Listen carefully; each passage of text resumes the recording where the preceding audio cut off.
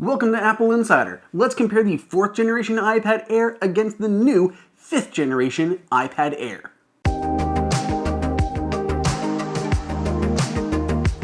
Welcome everybody to Apple Insider.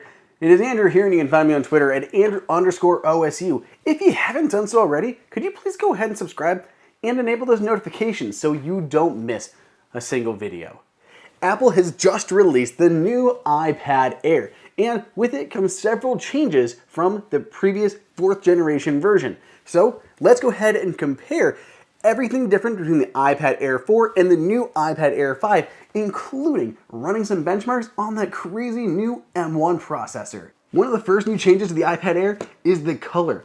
And seriously, look at this blue. It has no business being this pretty. This is honestly, in my opinion, the best color that Apple has ever put out. Before, we've seen greens that are a little bit muted, like on the last generation iPad Air, but seriously, this blue color is absolutely stunning. I love it. That slight metallic look to it, it looks so good. It really is a gorgeous looking iPad Air. For what it's worth, the new iPad Air comes in several other colors too, and some have changed and some are gone. Aside from this new blue color, the 5th generation iPad Air comes in Starlight, Space Gray, Pink, Purple, and Blue. Silver is gone, being replaced by Starlight. We also have the green gone, which is what I have here on that last generation model. The pink has now become, or rose gold became pink, and we have an updated version of the blue color. As you can see, Apple didn't really change much in terms of the size, dimensions, anything else between the two iPads. Apple has kept the same dimensions across the board. The only thing really different are those colors that we already talked about.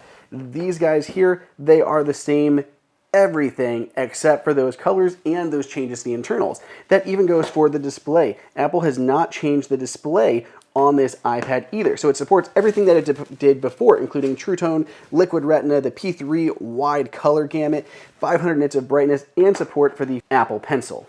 If I could just interrupt myself for a quick moment, I've got to thank our sponsor for this video, Basis.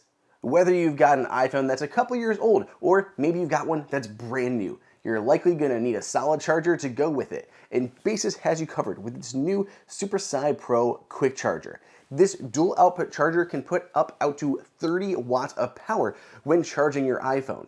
If you use that single USB-C port, you can power it up to 30 watts, which will give you more than 50% charge in only 30 minutes. Additionally, since there are 2 ports, you have a future forward one as well as a legacy USB-A port for any older devices that you may have. If you use the ports in tandem, you'll still get 18 watts of power from the USB-C and an additional 12 watts from that USB-A port. With a maximum of 30 watts of power, it also means you can use MagSafe when you're using that USB-C port too, which is my favorite way to charge my iPhone. Not to mention, these little guys are actually 83% smaller than Apple's own 30-watt charger. These compact chargers are safe and ready to charge all of your gear, whether you've got iPhones, iPads, or Apple Watch. The Basis SuperSci Pro can help you juice up anywhere you are. If you guys want to grab one of these, we've got links to them down below in the description. Thank you again to Basis for making this video possible. Now, let's go ahead and get back to our main content. One of my favorite little changes is that Apple upgraded the USB-C port. It now has twice the data rate it had before. It's a USB Type-C 3.1 Gen 2 port, which does data at up to 10 gigabits per second. So any SSDs or other things that you may plug in to the USB port will now run faster than they ever did before. As I mentioned, the new iPad Air is rocking some new silicon. It's using Apple's M1 processor, which is not only the same one used in the high-end iPad Pros, it's also used in several Macs, including the 24-inch iMac that's behind me, the new Mac Mini, MacBook Air, and entry-level MacBook Pro. But what performance improvements does that mean? Apple says we should see a 60% improvement for the CPU performance and twice as good graphics. To put that to the test, I ran a series of benchmarks to test it out. The first benchmark we ran was the Antutu benchmark. And you can see here the 4th generation iPad Air on the left and the 5th generation iPad Air here on the right.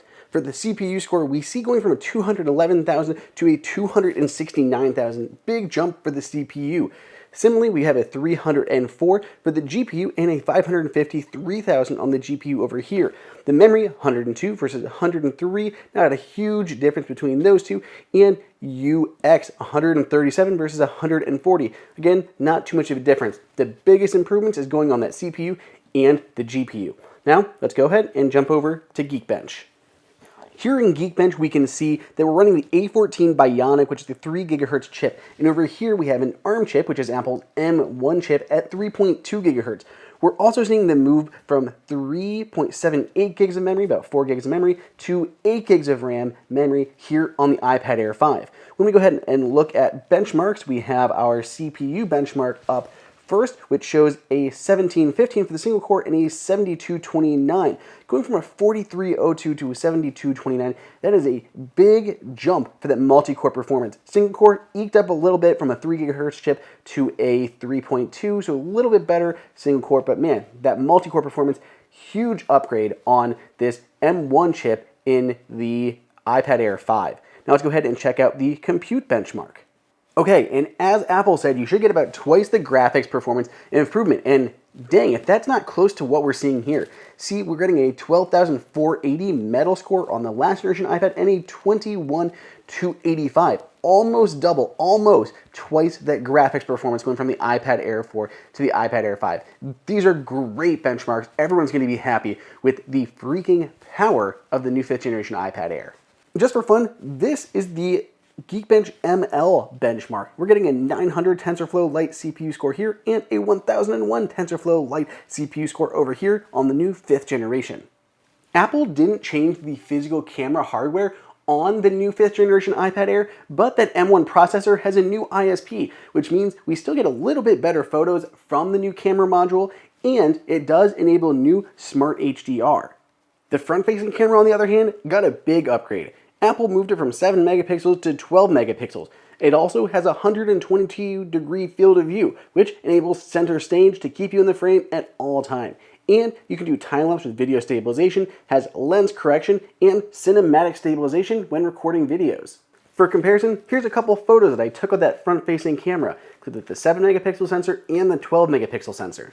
Another difference is support for 5G. Now, this is only the Wi-Fi version of the iPad Air, but you can pick up a cellular version that will now support 5G for the first time. But other than that, that pretty much covers it. Those are the differences, every single difference between the new 5th generation iPad Air and the 4th generation iPad Air. What do you guys think? Are the changes worth it? Would you pick up a new iPad Air, or would you pick up a discounted iPad Air 4 if you can find it cheaper? Let me know down below in the comments, and if you'd like to pick up a new 5th generation iPad Air or 4th generation iPad Air, we've started to gather the best deals, and I put them down below in the description as well as pinned them in the comments. Otherwise, stay tuned. Got a whole lot more videos on all of Apple's new gear coming your way.